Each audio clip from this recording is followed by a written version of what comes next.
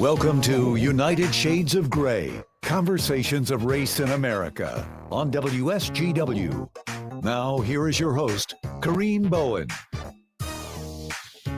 Good afternoon. Wait, start again. Can I turn? I can't. Live or not? Yeah, we're live on the live stream. They'll get Okay. the. He's gonna edit it.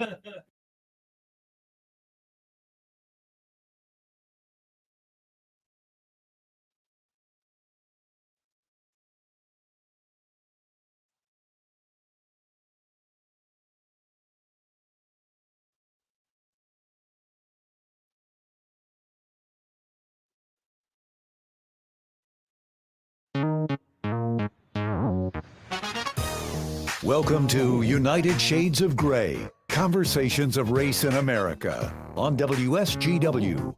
Now, here is your host, Kareem Bowen. Good evening, ladies and gentlemen. Welcome to another edition of United Shades of Gray, Conversations of Race in America. I hope you guys are ready. Go get your cup of coffee, your tea, or whatever it is that you're getting ready to do as you settle in for this evening. We have a very interesting conversation for you today, and I've got some great people along with me along the way.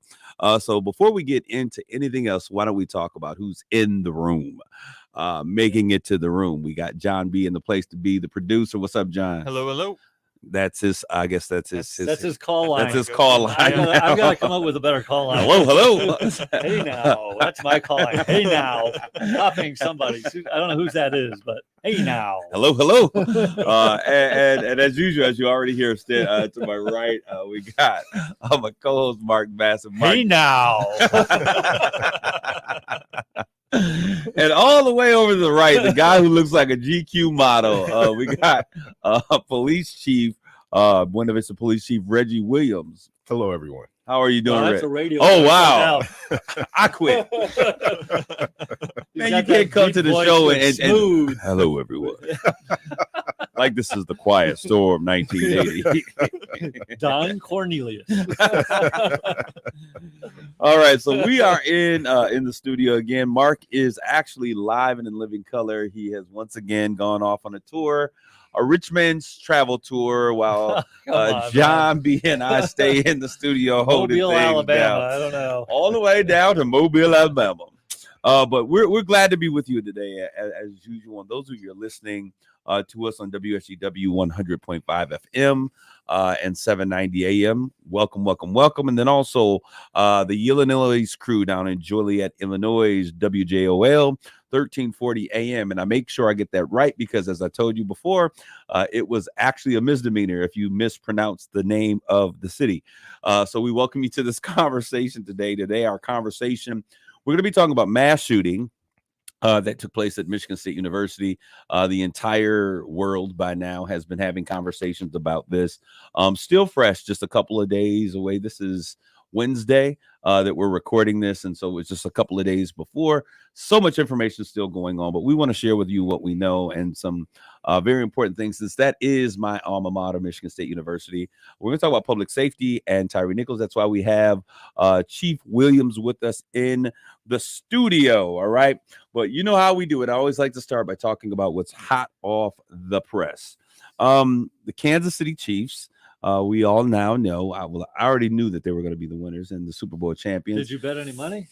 I don't bet money on All things right, that I already all know about. I don't do that to people. That's the thing you want to bet on. I don't bet. I Okay. don't do that to people. I don't All take right. people's money like Okay. that. But anyways, Kansas City Chiefs, that's not what I want to talk about. Everyone's been talking about the Super Bowl. The thing that's really interesting to me that I found interesting is that Mama Kelsey, she has two sons that were playing, Jason and Travis. Jason lost to Travis, which was the older son losing to the baby brother. And they showed her going over to console Jason. And I thought it was so cool. Travis had just won. And he's won before, obviously. Absolutely. Yeah. But she's celebrating. And she goes over, and she puts her arms around her baby, and she consoles consoles him because he had just lost to Travis Jason, that is. And so I just thought that was a really, and did you guys? I didn't see You didn't see that. I saw it. Did you see it? I did. What did you think? I thought it was great. And on top of that, the two of them, the brothers, Yes, they have their own podcast. And for them to get on their podcast really? and Okay. share that moment and what it felt like, it was great. What did they say, Reggie? Yeah, I'd be Because I'd be interested. curious. Yeah. Well, they talked about you said the older one had won before, right? The oldest brother, Yes. whichever one before. Well, wait, So- wait a minute. No. Yeah. It would be the same one because he was with the Chiefs when The they won. Chiefs Yeah, won, which Travis is. Travis was is the one that won The before. other one has not. Travis is the baby boy. Yeah. Okay. So, well, they just talked about seeing their sibling win is just as gratifying as winning, and how they just shared how much love they have for each other and their accomplishments. And I thought it was great, on top of seeing the mother's role on the Yeah. field. Yeah, it's funny that mothers are always going to be mom. Mom is always going to be mom. You're celebrating. We're going to celebrate in a minute, but let me take care of your big brother. I thought it was an amazing moment, iconic, in fact. When I was looking at this, I also took a look, and it was interesting because Travis had gotten kicked off of their football team in college and had lost his scholarship because he was token on the weed. And it was the older brother who went to the coaches and said, look, this kid he's a bonehead, but he's got amazing things ahead of him. They restored him on the team, got him a scholarship back, and now he's a 2-time Super Bowl Yeah, champion. I actually saw a little interview with the older brother, Jason, Okay. basically thanking his parents for believing in him. He Mhm. didn't receive like a Division I scholarship, Right. and they just kept believing in him and pushing him and encouraging him to chase his dream. Yeah. Which is really nice. So it's a beautiful Yeah. story. Yeah. All right. Okay. Now I want to talk about this because this is Conversations of Race in America. That's what we talk about. And I got was it a TikTok, Mark? It was Instagram, kind of a short Instagram little snippet from an longer interview Reel, with Dan whatever Rather. you call it, right? Yeah. And so go ahead. You set it up. Well, I mean, it was it seems like it was quite a while ago. It was And a then, while, yeah. Dan Rather and Morgan Freeman. Basically, they were talking about Black History Month, and Morgan's position was like, I don't want a Black History Month.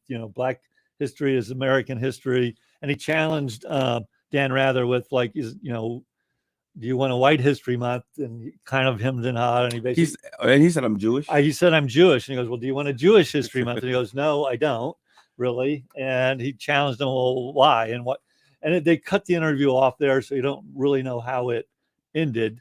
But I kind of get both, Morgan's point of like when you have a special month, it's almost like you're marginalized to begin with. And like I just feel like I'm a part of this country and the whole history. So I kind of get his point, but I also understand why there's a desire to have that month, because the culture has been marginalized historically. So. Well, it is Yeah. February, so this is Black History Month. And I sent you some pictures from Target. No, you did. Yeah. I saw the Black Power t-shirt yeah, Black Power t-shirts at Target. Man. at Target. I was Yeah. like, all right, Ty, say it loud. We Black and we proud. James Brown, baby. I thought that was funny. I like that though.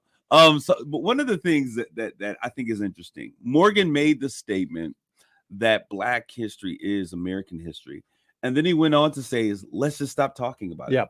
Let me stop being a Black man, you stop being a white man. And that's where Brother Morgan and we differ. I don't want to stop talking about it.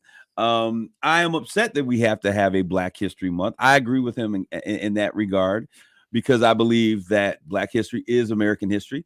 But if our American history books, we could open them and we could find the stories of individuals like Medgar Evans and Emmett Till and all of the individuals that were so important to what Black people have brought to this country. Not just suffragists and abolitionists, but also great thinkers and innovators and creators and scientists, then there would be no need for Black History Month. But because of that void, there was a need. And so people began to share. Look, we weren't just brought over here on a Santa Marina and Nina Pinta. As a matter of fact, if you really study your history and you really go back when Columbus came, what's that? We were already here. When Cristobal Colon, as the Spanish say, came to this new world, he was greeted by dark-skinned folk who were already on the island. I'm not talking about Native American Indians. Native Americans is the PC term, we refer to them as kids as Indians. Not talking about those people. You call it maize, or we call it maize, you call it corn. Not that, but African black folks who were from Africa. They had already sailed here and were here. So when we have adequate representation in what we call American history books, there's no longer a need for Black history books. What you saying, my man Reggie? No, I agree with you 100% on that. You wrapped it up. Excuse me, you wrapped it up. Basically, there is no need for it, but we haven't been taught. We look what's going on in Florida right now, man.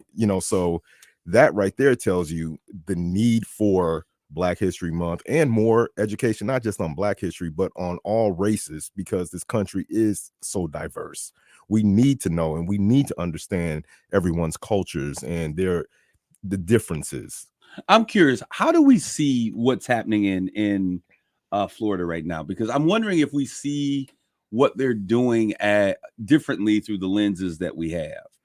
Well, I just see it as kind of the classic, it's politics, and they're fear mongering around, basically the playbook now is around cultural issues. And so to me, there's not a discussion about policy. There's just this kind of general feeler in a lot of part of the community of around culture. And they're kind of taking what I think are fringe elements of certain parts of politics and making it seem more prevalent than it is, and using that to create fear for people to support them. And so to me, it's just about politics and fear mongering.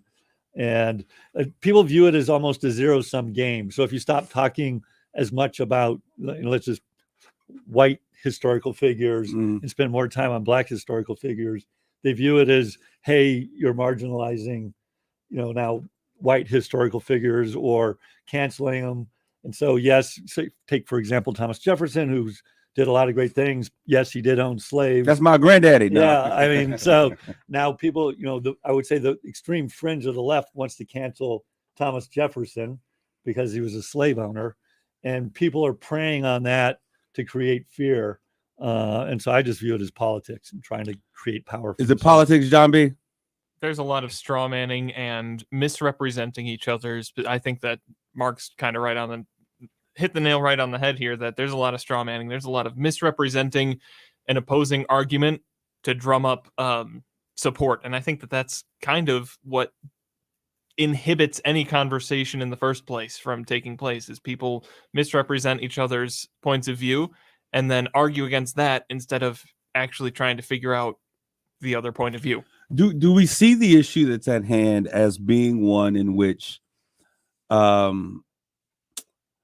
DeSantis, which is Florida, DeSantis is trying to keep from telling the history of Blacks in America in AP classes, in schools, in textbooks, in conversations in educational systems?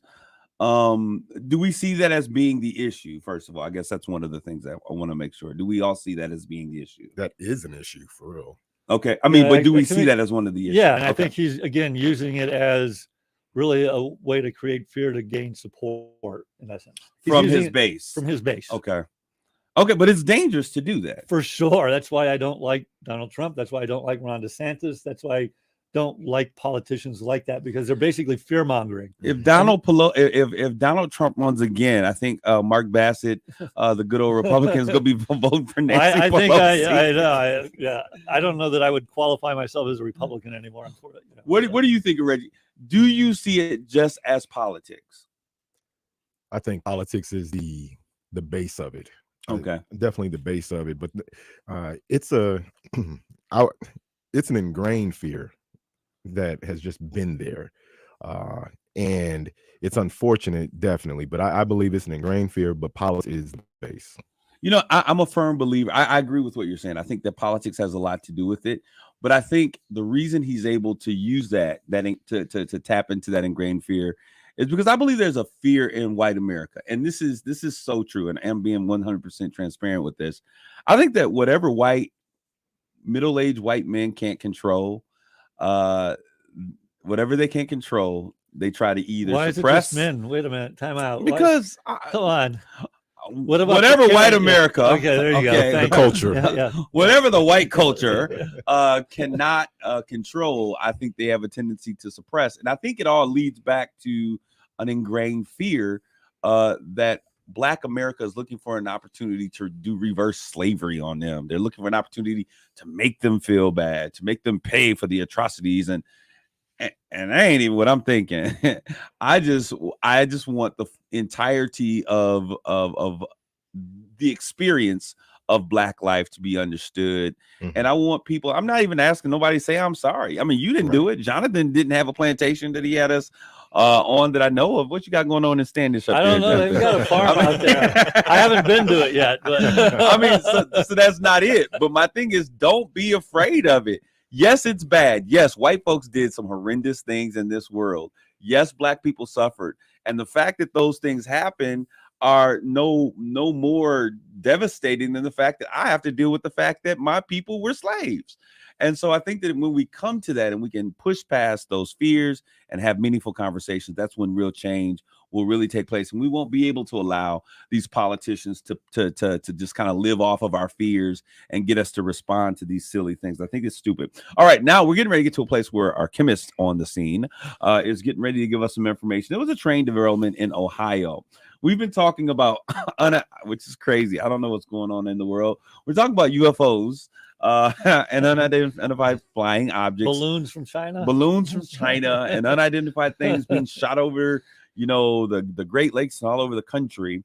But at the same time, we have also witnessed, I think, a FedEx plane almost hit a commercial plane on the runway. Two planes almost collided in the airwaves.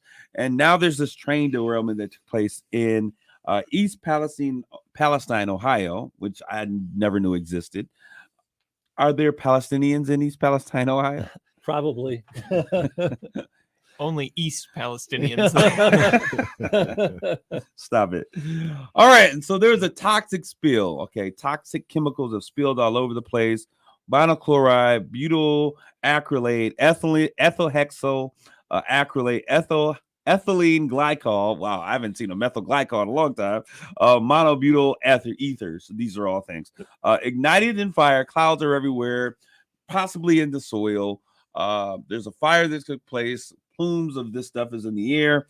So Mark, I'm a chemical engineer he's a chemical engineer by actually trade. I have a PhD in chemical engineering. He is Dr. Mark. Yeah. PhD. Mark, what is the real hazard that we're seeing here? Yeah, well, vinyl, I think in these cases, if you look at it, vinyl chloride, and I hadn't seen this, so I Googled it real quick. Vinyl chloride is the actual of all these chemicals, the one that was released. Vinyl chloride, I think in its natural state is actually a gas. And vinyl chloride is what you call a reactive monomer. And they use it to make plastics, and then you react it with itself or other reactive monomers. And the most common thing of vinyl chloride is polyvinyl chloride, which is PVC. So PVC piping is vinyl chloride, just you keep reacting it with itself. Vinyl chloride is pretty nasty. It's a known carcinogen. And my guess is, I didn't read the details here, is they probably set it on fire on purpose because you'd rather to get rid of it, because it is a gas. It would release from the rail car and go into the community. So they probably want to do a controlled burn to kind of, so it kind of degrades into something else. So Mark, when we hear Governor Mike DeWine come on and say, hey, the air is safe. We've tested it every day. It's safe. Yep. Go out and play in the backyard, but drink the bottled water. Don't drink the water. Is this another example of how, is this real, first of all? Or is this just a control? Let's control the fear. Most likely this is real. I mean, they have all sorts of tests. There's all sorts of laws. The government, the state and federal government will come in and kind of review everything, And so as you know, I first was in R&D. I actually, and then ran businesses. I actually ran businesses that made these two other butyl acrylate and 2-ethylhexyl acrylate. Did you guys get that? Yeah, I was in a chemistry lab looking at flasks and beakers, and he's running businesses that work with these. Yeah, and then I actually was in R&D and ran the business that made ethylene glycol monobutyl ether. Say that again. Sound like you were speaking in tongues. Ethylene glycol monobutyl ether, which is actually more commonly known as butyl salicol, which is the trade name. Anyway, Mark and I have never had a very academic conversation. I understand why now. When I was at Michigan State, my worst class was organic chemistry. I hated it. Then we had biochem 461 and 462. This is why we don't have those conversations, because as you just said, Jonathan, it went right over your head, right? But we thank you. We got PVC out of this. I think that's the one term that we all recognize. Yes. But my guess is if it was burned, vinyl chloride is no longer present. It kind of decomposed into other things.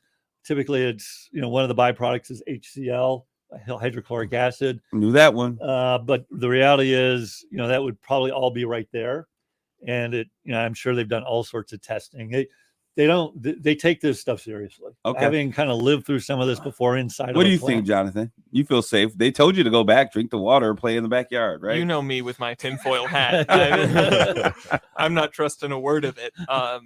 I've heard so many differing reports on this stuff from various sources, and I will say more tinfoil hat leaning sources are saying it's all terrible. It was a government operation, and they're doing this and that, and they were trying to get rid of the people who are living in East Palestine, right? Those East Palestinians. But I think that the biggest takeaway for me is, remember all the issues with the railway and having issues with the possible railway strike and cutting costs, and that's kind of been the eye-opener out of this for me, digging in a little bit, the cutting costs and the stretching things to their absolute limits. And I know that there are safety mechanisms on safety mechanisms, but when they're trying to cut costs, sometimes this kind of thing almost gets seen as, well, it's the price of doing business.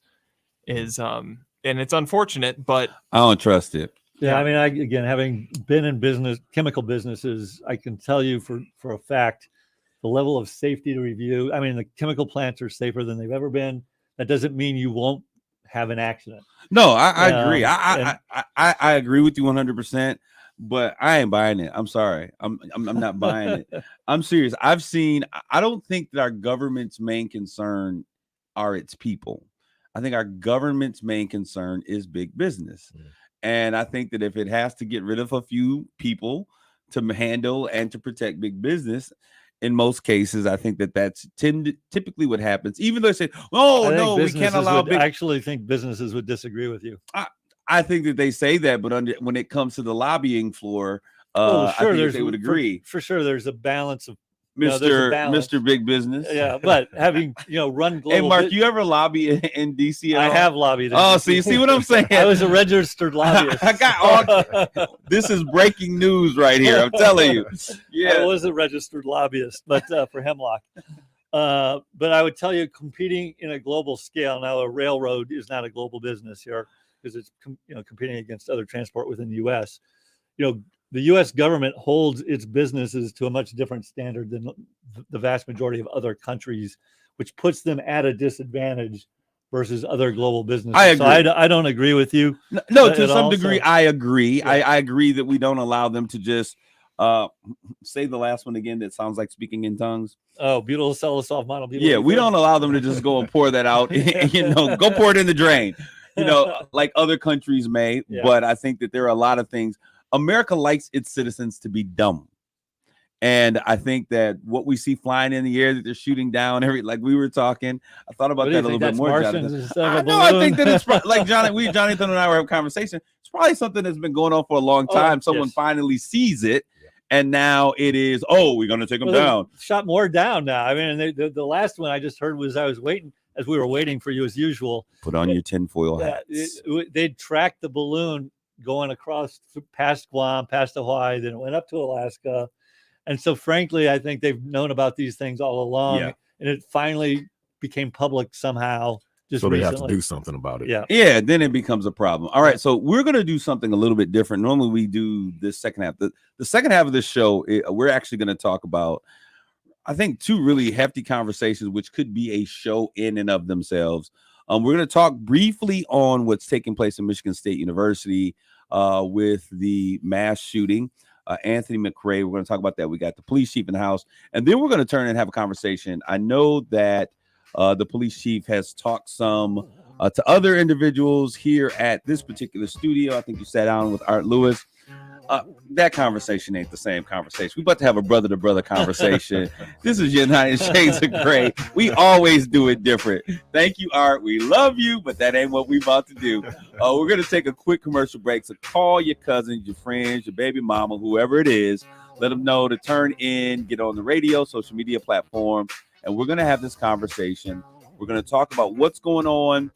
First of all, there was a black man involved in a mass shooting. We haven't seen that since Lee Malvo in Washington, D.C.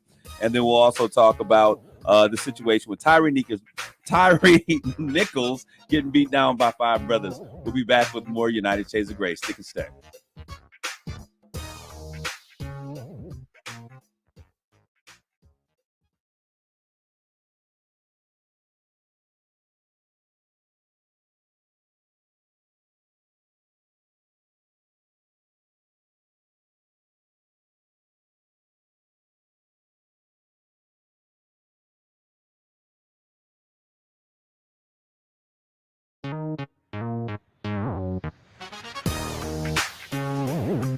You're listening to United Shades of Gray on WSGW.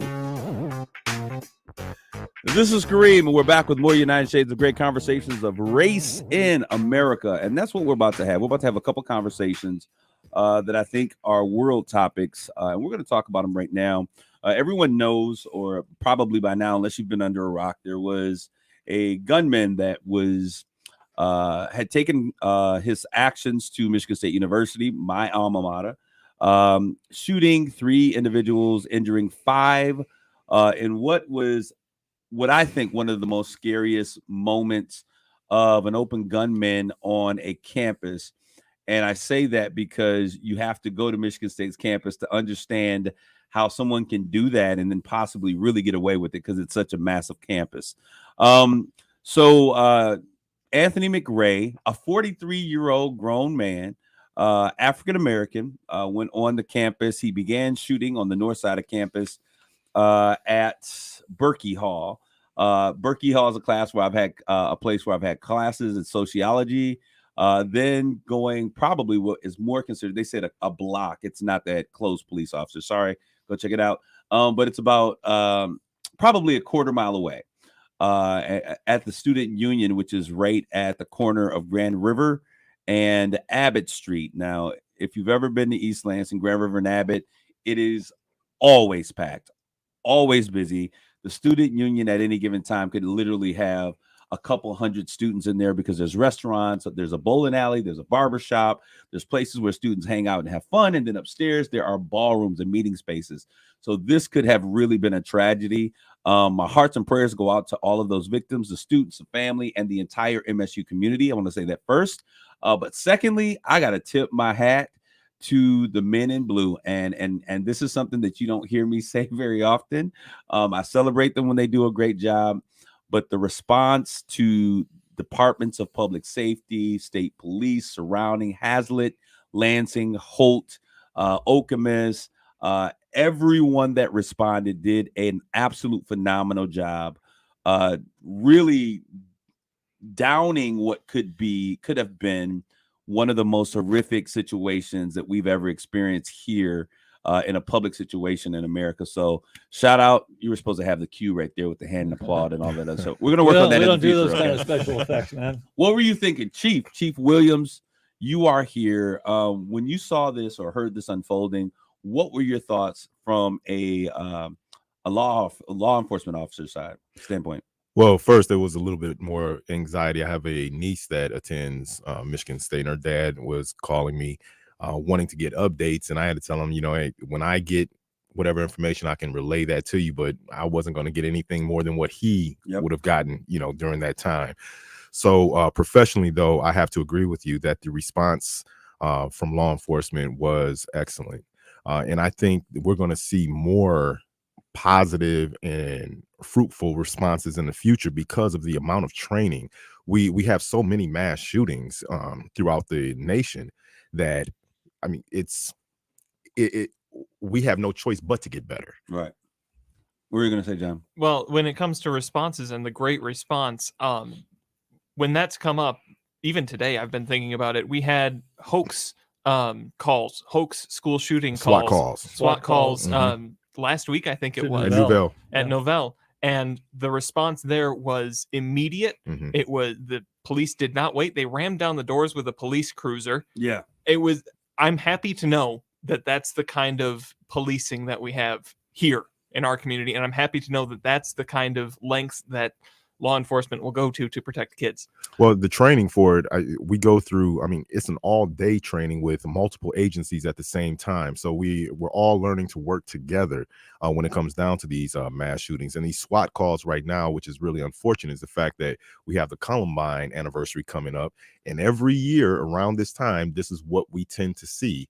And the SWAT calls going across the state at the same time, it's just a calculated effort to try to figure us out. If I'm not mistaken, yesterday was the anniversary of one of these other mass shootings. Jonathan, see if you can pull it up. I think it was this Michigan State situation happened the day before another one of the mass shooting, like the anniversary of one of them coming up. But I wanted to ask, when you respond to, or when officers respond to like situations like this, is there a different kind of anxiety that happens than when you're responding to, say, something that's happening in a community or in a neighborhood or in a street? Yes, and it varies because schools, obviously, because of the unfortunate notoriety that it gets because it being a school shooting or mass shooting, the anxiety is through the roof, and I have to believe that's for most, if not all, officers. I think I was blown away. So this is what were you going to say, John? Well, in February 14th, 2018 is when the Parkland shooting happened. Parkland shooting. I knew there was one of them. Yeah. So Parkland, I mean, it's the reunion, or not the reunion, but the anniversary of Parkland just yesterday, correct? Yeah, that's correct. So it's crazy how we're continually doing this. So we have 3 dead, 5 injured, which I was told that 3 of the 5 are in critical situations. I've talked with some officers that were actually there because they were students when I was there. Now they're actually officers in the community. But they were just blown away. But what this does to me, and I said this because I have a cousin that's at Michigan State University, actually 2 cousins, Paris and Cameron are both at Michigan State University. They're on in Case Hall. And so what I shared with them was like, listen, I know you feel safe on campus. I felt super safe. I felt like on campus, like the world did not exist. But the reality of the situation is, and those of you who are listening who are even at home, you're only as safe as you allow yourself to think that you are, because at any given moment you could be at a grocery store, you could be, picking kids up from a dance recital. You could just be in your dorm. I mean, the Virginia Tech in your dorm, right? 30 some odd kids basically in their dorm. So these kids are in their dorm. They're doing what should be a safe activity. Education should be something not only that we aspire to, but it should be something that we can feel safe and have this enjoyable experience. However, gun violence, is this going to change? State Senate said, hey, we're getting ready to make some reforms. Do we think that anything meaningful is really going to take place? Personally, no. Yeah. I just don't know what you do about it. I don't think gun reform solves the problem. I mean, I don't know what you do about a crazy person. Well, let's pull this back. Hold on. I wish I had a gavel. All right. Okay, he has some issues here, but it's not like the system was not aware that these issues existed. Right. Okay, yes, he's autistic. Yes, there were situations that arose with him. I think he's had 3 other engagements or encounters with the law, all centered around firearms. People being called, the police being called to his home because he's shooting out the back door of his apartment or home or whatever he was. Being caught with unregistered firearms and carrying without a CPL. And so the government was aware. Those who have mental health issues were aware. Everyone that we say that needs to be alerted was alerted. Yet this young man was able to go and get guns. Sure, but unless you put him behind bars, he can still go and get a gun illegally somewhere. So there is a place that we can make an impact, is what I'm saying, Mark. And this is where I think the phrasing common sense gun legislation. Y'all know I enjoy my guns. My family grew up with guns. I was shooting rifles probably by the age of 10, out in the country at cans and squirrels and everything else. However, I do sense that there is a need. I don't disagree. I'm all for common sense gun laws, making it harder for people to get guns, making it impossible for people that shouldn't own guns not to get them. I just think there's such a big open black market and illegal market. But that's what I'm saying. Yeah. You go to a gun show, you basically, if you got the cash, you leaving with the gun. Right. I mean, so what can we do, Chief? We need help. Save us. Someone's got to have the answer. I'm to the point where I like to see almost everybody carrying guns, because I feel like we have more responsible people than we do the idiots that are out there. I think when I'm out here, so you want to put more guns on the street? I don't have a problem with it, simply because I feel there are more responsible people than there are idiots.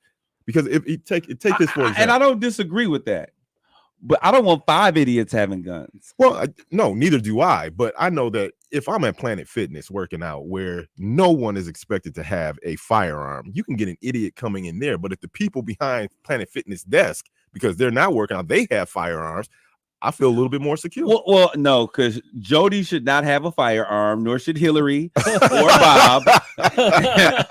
No, I'm talking about. And I know some of the people who work at Planet Fitness. No offense.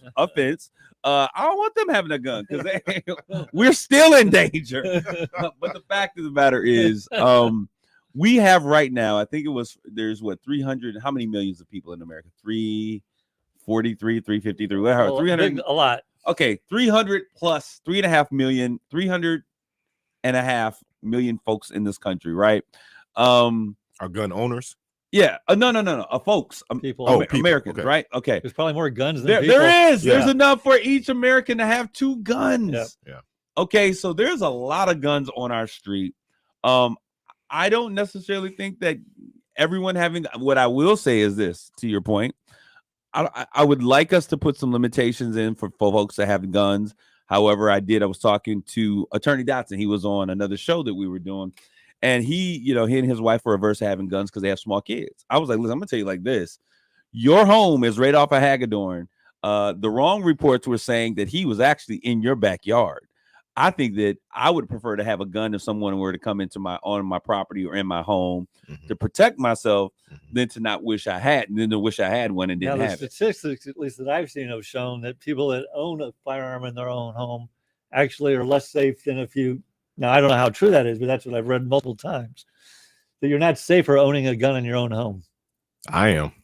You might be. If you don't know how to rock with it, I guess. Right. The issue is there's people. I'll give you 357 reasons. Not everyone to go is another a way. police person is the issue, I think. All right, what are you going to say, Jonathan? Well, kind of along with what Chief Reggie Williams was saying, the Rock at MSU. I'm sure you're aware of the what Rock's the right in Rock center is. of campus.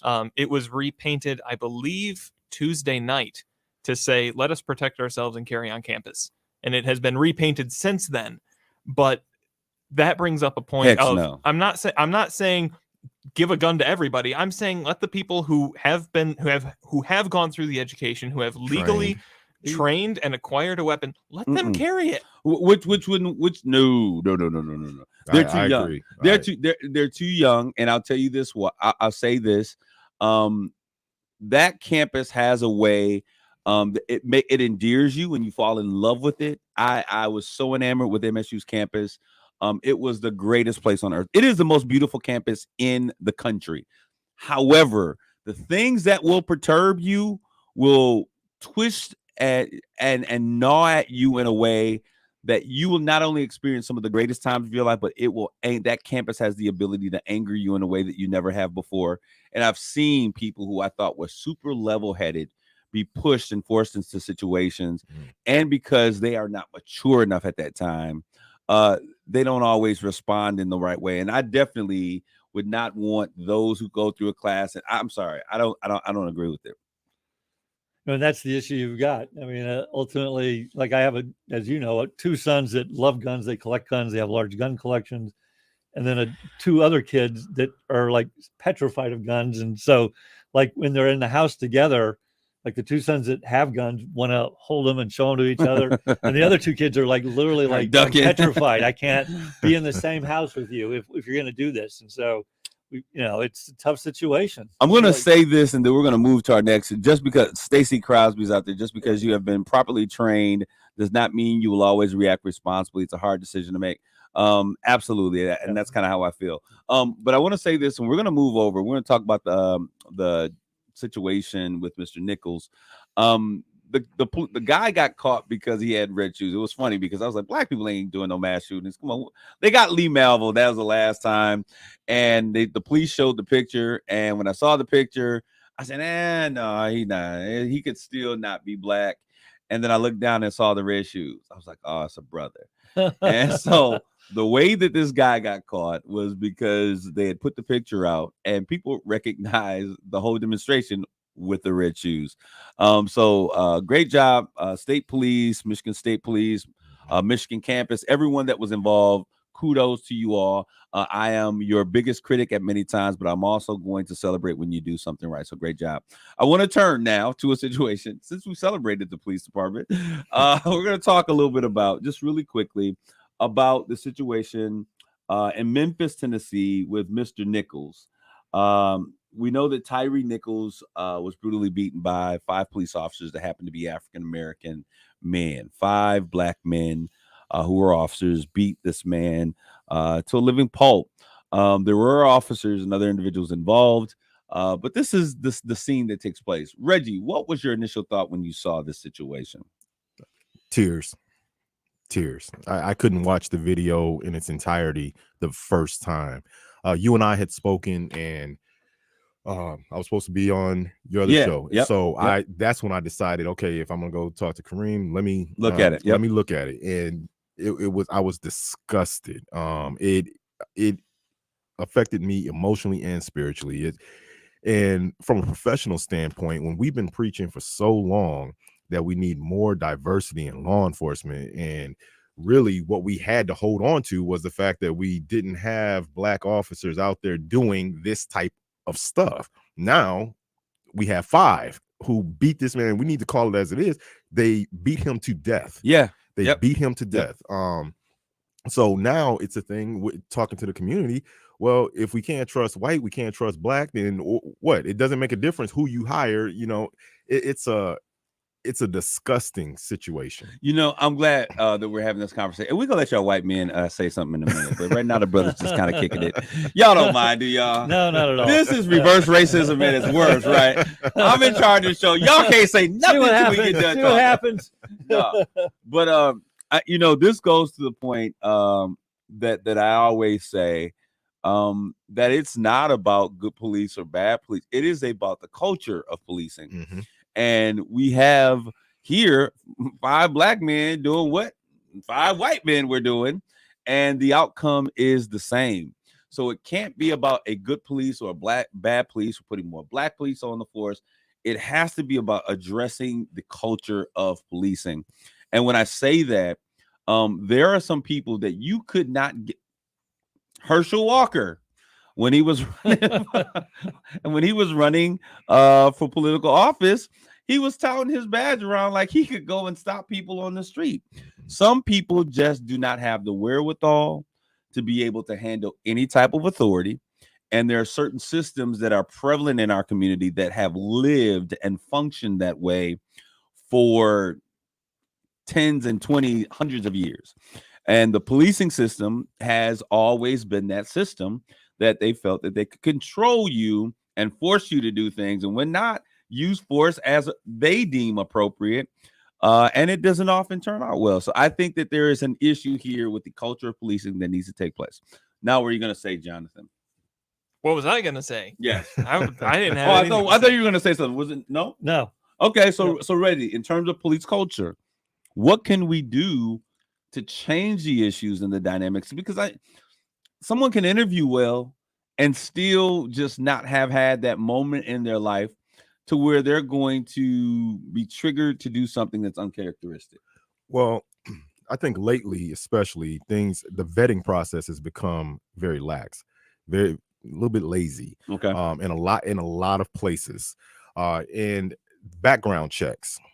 the psychological examinations. Now that process right there, it's almost a farming system. It's like What do you mean by that when you say a farming system? Basically, I'll have 2 or 3 officers that I'm looking to hire. They have to go take their psych eval. Well, the psych agencies, basically, what they'll do is they'll evaluate them, but the evaluation is so surface. So is that like an interview? They're asking them questions, or what are they? IQ test as well as kind of emotional response test? Or? Emotional response test and those type, no IQ tests, but they're all very surface. It's not in depth. Right. It's not like a therapy session where that therapist is getting to know that officer. They're just going based off of they have a list of questions. Basically. Exactly. And it's a lot of questions. It's over 300 some questions, but still it's just like, okay, we got this. We have this number of officers coming through. Let's do our process, get it back to the chief, and they can go from there. And the issue with a test like that, though, is you really don't, number one, oftentimes you'll know the right answer. Exactly. You don't really know how you would really respond in a real life situation. Right. Yeah. Right. That's why I mean the vetting process has to be more and there's strict. a real shortage of police officers as well, isn't there, generally speaking, in a lot of communities? And so there's just like, we need people, we need bodies. And that's why I say it's become lax more so because of the fact we need bodies. So, hey, we got an application. Let's get them through the process and get them hired, get them on the street. Just take a couple thoughts from our listeners. One says front end should be much harder to get a weapon, classes, training, etc. Back in unregistered and illegal gun, 10-year charge. Admittedly biased. I hate guns. Then there's a yup. Then we have, I think it all goes to gang mentality. One person starts and the other person joins in. Then we also have, it's systemic. The culture and system of policing is outdated. Officers should be licensed and registered. If they lose their job due to insubordination, they should lose their license and the ability to be hired until recertification. Doesn't that exist today? Yes. I would think that would exist today. Background checks on their parents. I guess that's one of the other things out there. Sociopath study have to have the right answers. Do they do a security clearance where they're interviewing people that know them as well? Yes, that's part of the background check. The background checks are very extensive when they're done right. Okay. And a lot of times, unfortunately, what we have in law enforcement is we have the good old boy system. We have nepotism, those types of things where people are just slipping through the cracks that shouldn't be there. And I think that because there is such a need for officers, when you got 10 in the pool and you got 20 officers, 20 positions open, we're taking like what we can get right instead of leaving those positions open. Do background checks on their parents. Scott, you very much. I also want us to take a look at this because this is how I see police officers. And this is my particular thought. In one case, we see them being superheroes. And I see that at MSU. And like I said, my family is law enforcement. We see them as superheroes on MSU's campus. They respond, they do this, they protect and serve, and it's amazing. Go Cops, right? And then in another situation, we see them, taking the law and going overboard, abusing it, and abusing that same authority that we're celebrating them for. So there has to be a changing in how we not only view what police officers are here for, but also view the access and really make sure that, perfect example. Go ahead. I'll let you go ahead and say what you're going to say. Well, if you the drum that I'm going to always beat on this is the accountability part of it. It is there need to be consequences, and there are certain mechanisms in place right now that prevent accountability. The one that comes to mind that I'm always talking about is qualified immunity. That really needs a good reform, if not get it out of there. I'll go with reform, but not get rid of it. Yeah. Okay. Why not get rid of it? Because I hate using the term good and bad cops, but you're gonna have officers who come to work that do their job, but then may make a mistake, not a deliberate one like we see in Memphis, right? But make a mistake, but you get rid of that qualified immunity, and now they're out the door based off of something that they should still be on the street, because that's the type of cop that we need. Mark, yes, you worked in chemistry, right? Yep. There are some things that you can do in a lab that can be very dangerous. Sure. If someone makes a mistake in that lab and they do something that's very dangerous and has the ability to, and someone gets hurt, do we keep them on the team or do and Well, rehabilitate again, it them? depends on the kind of the severity of the issue. If But someone people, dies. if you're most likely going to get fired. Okay. Yeah. And Well, so someone dies. Yes. I think that's a very important thing to take into consideration. What I would like to do, and I don't know if you guys have to run right away, No. but I would like to just kind of stop and give a second and continue some of the thoughts that we're having in the social media stream. I know that we're going to end the show. It's only an hour long, people. I think you should protest. Go down to your radio stations We need an hour and a half. demand that we want an hour and a half of this program. We certainly thank you guys continually for tuning in. Your listenership and your continual participation in these conversations is what gives us a platform to do what we do. So once again, those who are in social media stream, we're going to stay tuned. So don't go anywhere. We would love to have your input, your conversation, and your feedback. To the rest of you all, we're signing off. Grace and peace. God bless you all.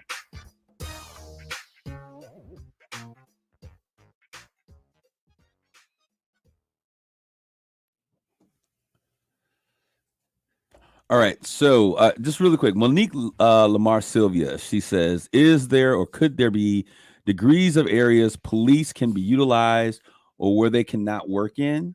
Like for police free zones, I'm thinking. I know that there's ranks and desk duty, but can certain police be dispatched to certain calls and not called to others? So instead of just being fired, it's okay. You're not taking calls. You're not taking calls for someone running around drunk, beating people up. I don't know if that's calls. what she's suggesting, or if it's like different levels of training. And I think there are. Like you can just be a traffic cop. You can't be called to you're going to go arrest a violent criminal.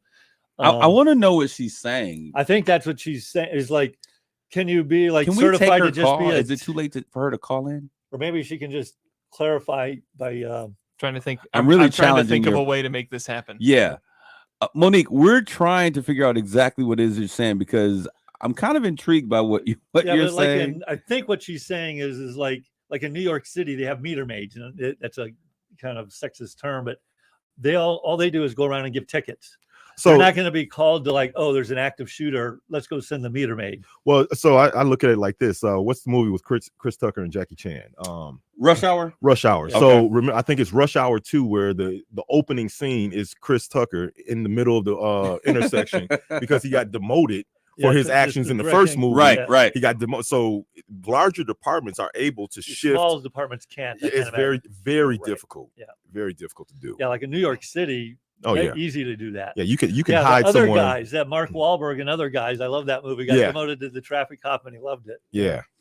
I mean, the one thing again, I brought this up last time. It would be really interesting. I've been too lazy to do it, but basically take a look at like the statistics of like we glanced at it last time. Less than 1,000 people every year are killed by cops, and I'm assuming the vast majority of those are, legitimate, kind of like the cop did really the right thing. And so you're really talking probably about 50 questionable, like did the cop overstep their bounds? Right. And so when you think about the number of engagements the police have with the public in the United States in a year, and you go like, okay, there's 50, where this police really did a horrible job and it resulted in the death. It's really a small percentage. And frankly, it would be interesting. I'd be interested in the statistics of how many police officers in the entire United States get killed in the line of duty every year. And so I always kind of go like, it's a really tough balance for a police officer, man, because your life is on the line. And that's why I have this issue with the no knock search warrant. I'm going in to arrest a dangerous criminal and knock, knock, knock. Here we are. Wow. I mean, so you are for the no knock. I understand why they have it. Okay. And why a police officer would be like, wait a minute, I don't want to get it. Yeah. Gotcha. Okay. He understands some of the reasons that they don't. Specialist positions. I'm not sure what you mean by specialist positions, but you have a fan. One of your constituents says, we love our chief. Come to the new BV. Okay. Yeah, so thank you. All right. So we have Councilwoman Monique Lamar Sylvia. She's just a regular old citizen today listening. We want you to further clarify what your question was. I was kind of intrigued by what you were saying. Okay, thank you, and hello, everyone. Hello. Hello. My question is more like, is there certain jobs that because maybe their mental status or whatever, you fit this, but I wouldn't. Someone did get it right, but I wouldn't dare call you to a violent scene. I may dispatch you to other different levels, but not certain levels where you have certain officers. No, we wouldn't dare send you, or this is specifically for these type of officers. So Those what are the ones we send. so what it sounds like you're saying, like tier policing. So you could, there are different levels of tiers. SWAT team is called for this level. This level of You can operate as an officer here, but you haven't cleared this level or this status. I don't know, Reggie. What do you think about something like that? Well, Monique, let me ask you this. Are you talking about initially, or is this an officer that has done something and been reprimanded for it, and now he or she they're in that position where they can't be sent or shouldn't be sent to something? So is it Initially? I mean, it could go the other way, but sometimes, once you've been tagged, what some people say dirty or whatever, a lot of people don't want to have anything to do with you, and sometimes your fellow officers don't. So I'm talking actually initially. okay? Then in that case, if that's something that's found out, like you said, the word tagged. If someone becomes tagged, first there's going to be investigations, and that officer will be, how can I say, put in their place. The reprimanding will make a difference on what they're going to be allowed to do moving forward. I think her question though is originally like they've been they've done something wrong and now they're tagged. It's more like they've been trained to a level of which they can respond or deal with this Well, that goes back to what you're saying, right? And I think that's what she's asking. And I think if we're correct, one of our other individuals in the stream was saying it's like a specialist officer. So it's not necessarily about policing, but it's about public safety responders. So I have officer, now Sergeant Tony Tenayuki, who has been a part of our emergency service team when he was with the city of Saginaw, and he is still a part of that team now under me at Buena Vista. So he's been trained for years. If there are certain things that are going on where maybe the EST team is not being called out, I'm going to defer to him because of his expertise in that area. I'm not going to go to another officer who's never dealt with or had anything to do with what it is we're presently or currently dealing with. So yes, if you're trained, then that's who we're going to go. That's who we expect. But as you were saying earlier, I think when you have a smaller police force, it's really hard to get too much specialization because you only have so many officers. I have 12 officers. Yeah, whereas like a Chicago, hundreds of thousands, if not thousands of officers, and they can kind of tier them based on level of training and qualifications. And what I also think that does is I think that allows a department to then have to bring in and to create officers out of individuals who have been trained in mental health capacities. So we have an officer that there you go. That's what I'm saying. Like you wouldn't send certain officers to youth something or different things. Oh, absolutely. Know how to articulate. Absolutely. I mean, and it makes a difference even in community policing, which officers you allow to go become community police officers, because if they don't have the disposition or the social wherewithal to deal with people on a daily basis, you don't want them as your community police officer. You want someone who is going to be charismatic, who is going to get along with the community and do the things that are needed for the department. Right. And not saying that they're not good officers, they're just not fit for that position. For this particular, right. That's so how would we begin to even present to a police chief, Ruth or Williams, and say, look, we recognize that we're seeing, and this is prevalent in our communities, both here in Chicago, both here in Michigan and in Chicago. Mental health issues are real. They're not going anywhere. We can't continue to ignore them. So why are we not saying we're looking for someone with a mental health background? Maybe you're, sociology, psychology, and but you have an interest in being a part of law enforcement. So it would be almost like a cross-training position.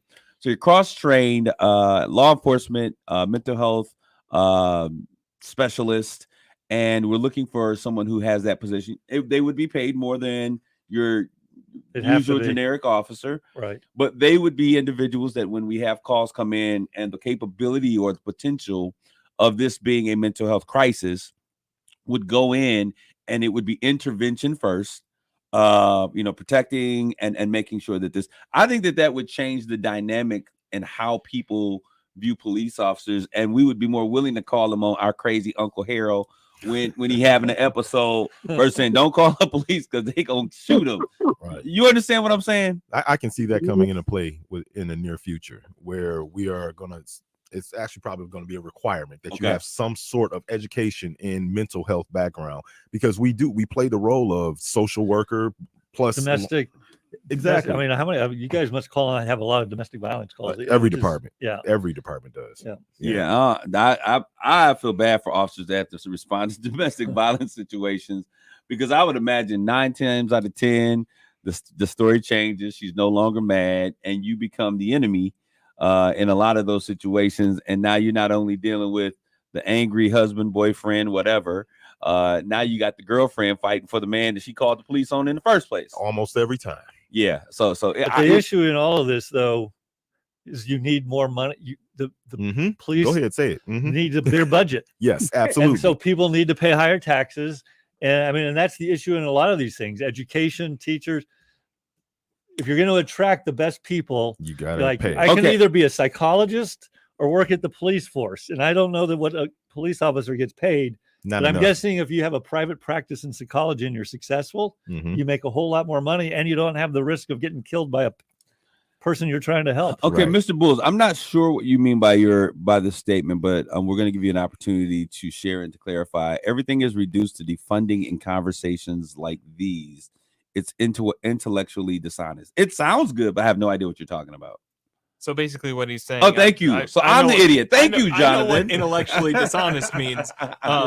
Basically, it's what I was saying. You're misrepresenting the standpoint, trying to make the argument that we can't do this without funding, instead of trying to do it without increasing funding, I think is kind of where it's going there. You and I would disagree. At some point, you need more money. You need more officers. And if you're going to have a different skill set, a higher degree of skill set, you need to pay those people more. And if I'm misrepresenting that, I apologize. Yeah. I'm trying to read into it where I can. But I mean, at some point, people aren't going to do it for free. So, and if you were paying a police officer $1 million a year, you'd get a lot of really good people. So somewhere in between there is the reality. Exactly. So, well, I want to thank you. And if you guys don't have any more questions, did you have something you're going to say? All right. Well, thank you very much, Councilwoman. We thank you for your input. Thank you for clarifying. Okay, we covered it. So thanks very much, Jeff. We're glad that we're able to get your position clearly stated. I think that we have kind of embarked on something that I think is really quite interesting and worth pushing forward. If we could look at, as we begin to talk about how we can reinvention policing and the presence of officers in our community, if we could look at some specialization in some areas, we bring in officers who have that mental health background, trained in communications and dealing with people in crisis, is a win. And as Councilwoman Monique said, they get more money when we raise the standard for a year degree. They pay more. Absolutely, Jeff. I'm not disagreeing with you. But as Councilwoman Sylvia said, also understanding that, there may be a need for some people who don't necessarily, I'm not going to bring somebody from Ontonagon, Michigan, which is way up there at, Lake Superior, into a city like Detroit or Saginaw or Flint and say, we want you to go in and deal with the issues in this particular community. Right. So she's talking about zoning out that work and being aware that means we have to be very aware of the people that are working with us. But that's a biblical statement. To understand their skill sets. Yeah. Know those who labor among you. I certainly want to thank you all for your time and attention. This has always been a great time. Chief Williams, thank you so much for being with us on today. And the rest of you that are out there, thank you. We just say grace and peace. God bless you all.